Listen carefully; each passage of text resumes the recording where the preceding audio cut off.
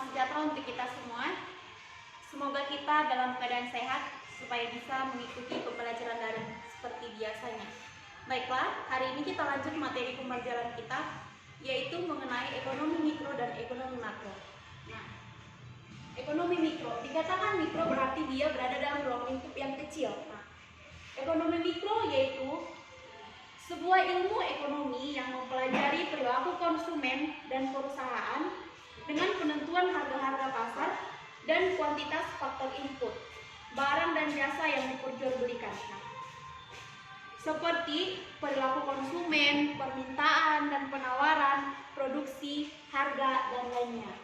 Nah, kemarin teman kamu ada yang menanyakan ke ibu, Bu, kalau dikatakan kegiatan ekonomi itu seperti apa sih, Bu? Nah, jika dikatakan kegiatan ekonomi itu, yaitu kegiatan yang dilakukan untuk memenuhi kebutuhan hidup seperti produksi, konsumsi, dan distribusi. Bisa dipahami ya, Nak? Nah, kita masuk ke ekonomi makro. Dikatakan makro berarti dia berada dalam ruang lingkup yang besar, yang luas. Nah, ekonomi makro yaitu bidang ekonomi yang mempelajari bagaimana ekonomi agregat berperilaku. Nah, dikatakan agregat itu bersifat menyeluruh.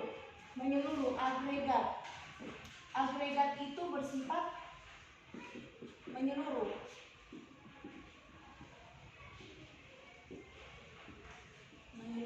Dikatakan tadi ekonomi makro adalah bidang ekonomi yang mempelajari bagaimana ekonomi agregat berperilaku. Ekonomi makro membahas keseluruhan mekanisme perekonomian. Nah, contohnya seperti inflasi, tingkat harga, tingkat pertumbuhan, pendapatan nasional, produk domestik bruto, dan perubahan tingkat pengangguran. Nah, demikianlah untuk ekonomi makro dan ekonomi mikro. Semoga dapat dipahami. Kita masuk ke materi yang berikutnya, yaitu mengenai sistem perekonomian. Nah, dikatakan sistem. Nah, sistem yaitu perpaduan dari beberapa subsistem yang membentuk sistem itu sendiri. Nah, jadi sistem perekonomian adalah perpaduan dari aturan-aturan sistem ekonomi dalam mencapai tujuan perekonomian. Nah, sistem perekonomian bisa dibagi menjadi 3 bagian. Yang pertama itu sistem perekonomian tradisional, sistem ekonomi komando, dan sistem ekonomi pasar. Nah, dikatakan tradisional berarti tradisi, kebiasaan maupun secara turun-temurun. Nah, jadi sistem ekonomi tradisional itu merupakan sistem yang diterapkan oleh masyarakat tradisional. Nah, contohnya seperti modalnya masih sedikit. Nah, terus belum mengenal pembagian kerja. Nah, yang berikutnya, tanah merupakan tumpuan kegiatan produksi dan sumber kemakmuran. Nah, yang kedua itu ada sistem ekonomi komando. Nah, dikatakan sistem ekonomi komando yaitu terpusat ataupun perencanaan. Pusat dari perencanaan.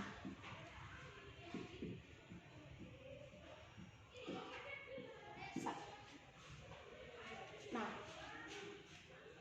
dalam sistem ekonomi komando ini, peran pemerintah sangat dominan, sedangkan peran masyarakat atau pihak swasta sangat kecil. Nah, berbeda dia dengan tradisional. Nah, di dalam sistem ekonomi tradisional tadi, sistem ekonominya itu masih bersifat tradisi maupun secara turun-temurun.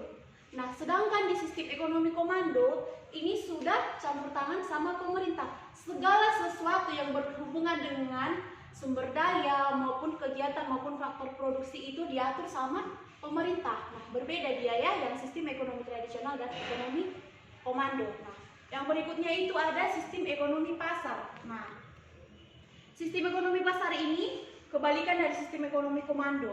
Nah, pada sistem ekonomi pasar, kegiatan ekonominya dilakukan oleh pihak swasta. Nah, di sistem ekonomi pasar, pemerintah hanya mengawasi dan melakukan kegiatan ekonomi yang berhubungan dengan penyelenggaraan negara. Nah, contohnya negara yang sistem ekonominya mendekati sistem ekonomi pasar yaitu Amerika Serikat,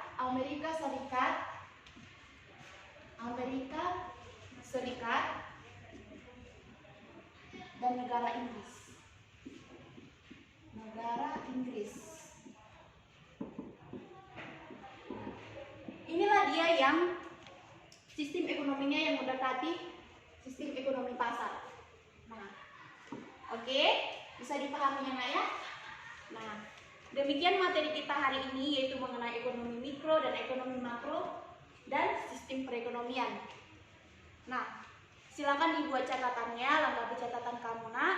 Setelah kamu pahami video ini, Ibu akan lanjutkan memberikan tugas mengenai ini, dari sini juga ekonomi mikro, makro, dan sistem perekonomian. Demikian untuk hari ini, Nak. Tetap belajar, jaga kesehatan. Selamat siang, terima kasih.